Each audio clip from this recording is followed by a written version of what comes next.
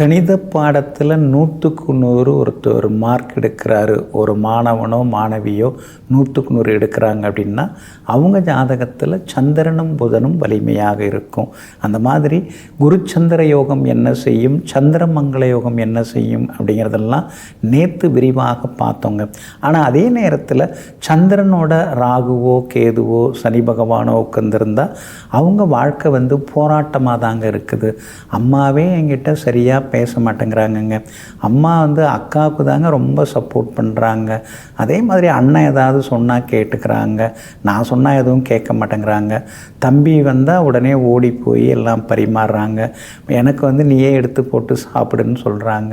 அம்மாவே இப்படி நடந்துக்கிறாங்க அப்படின்னு சிலர்லாம் ஆதங்கப்படுறதெல்லாமே உண்டுங்க. அப்போ மாதுர்காரகன் சந்திரன் அவர் நம்ம ஜாதகத்தில் நல்லா இருக்கணும். மனோகாரகனாக இருக்கக்கூடியவரும் சந்திரன் தான்.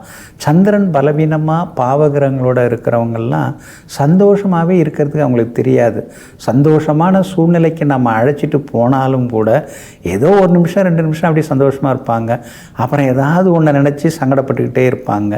இந்த மாதிரியான பாதிப்புகள் விலகிறதுக்கு, சந்திரன் உங்களுடைய ஜாதகத்தில் பலமடைகிறதுக்கு, மனசுக்குள்ளார ஏதாவது ஒரு இனந்தெரியாத கவலைகள் துக்கங்கள் இதெல்லாம் இருக்கிறது, அதுலேருந்து எப்படி வெளியில் வரணும் அப்படிங்கிறதுக்கு சாராவளி அப்படிங்கிற நூல்லேருந்தும் காஷ்மீர் பண்டிட்டுகள் எழுதிய ஒரு நூல்லேருந்தும் பரிகாரங்கள் சொல்லப்பட்டிருக்குங்க.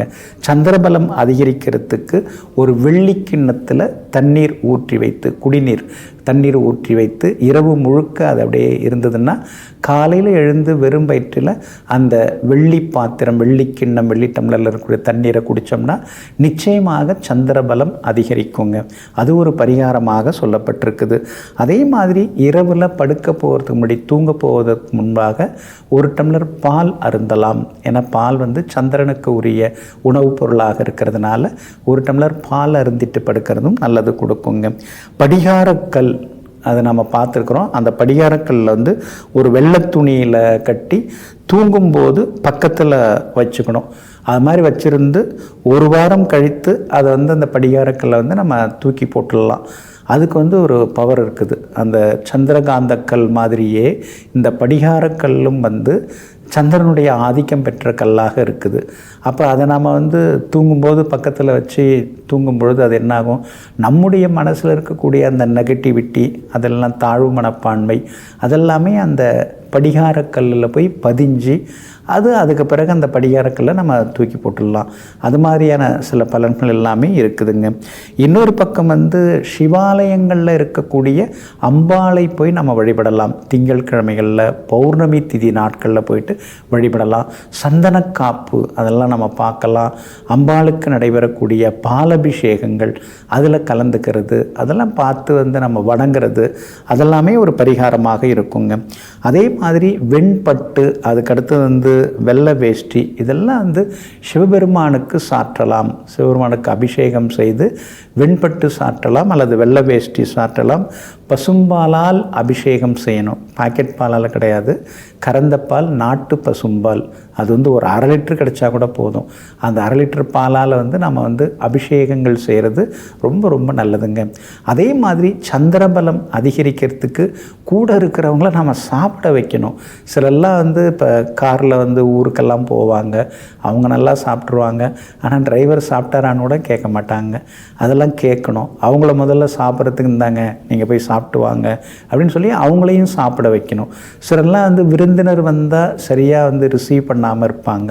அது ரொம்ப தப்பு. அப்போ விருந்தினர்கள், உறவினர்கள், நண்பர்கள்லாம் வீட்டுக்கு வராங்கன்னா அவங்களுக்கு சுட சுட நாம் சமைச்சு நல்ல முறையில் நாம் பரிமாறி அவங்களுடைய பசியை ஆற்றினாலே சந்திரபலம் நமக்கு அதிகரிக்குங்க. அதனால் நூல்களில், ஜோதிட நூல்களில் சொல்லப்பட்டிருக்கக்கூடிய இந்த விதிகளை பின்பற்றி நாம் நடைமுறையில் இதெல்லாம் பின்பற்றினோம்னா நம்ம முகம் பளபளன்னு ஆகும். ஏன்னா சந்திரன் நல்லா இருந்தால் தான் முகம் பளிச்சுன்னு இருக்கும். பேச்சில் ஒரு தெளிவு ஆரம்பிக்கும். அடுத்தது அடுத்து சிரிச்ச முகமாக சிலலாம் இருப்பாங்கள்ல, அவங்களுக்கெல்லாம் சந்திரன் நல்லா இருப்பார். அதனால் நமக்கு தாயாருடைய சாபம் எல்லாமே விலகி தாயாருடைய ஆசீர்வாதம் கிடைக்கவும் மன நிம்மதி கிடைக்கவும் நாம் இந்த பரிகாரங்களை செய்து மகிழ்ச்சியாக வாழ்வோம். நெஞ்சிற்கினியவர்களே, மங்கள வாரமாகிய இன்றைய நாள் உங்களுக்கு மகிழ்ச்சியையும் திடீர் யோகத்தையும் அள்ளித்தரும் நல்ல நாளாக அமையட்டும். மீண்டும் நாளை காலை சந்திப்போம். நன்றியுடன் உங்கள் ஜோதிட முனைவர் KP வித்யாதரன். வணக்கம்.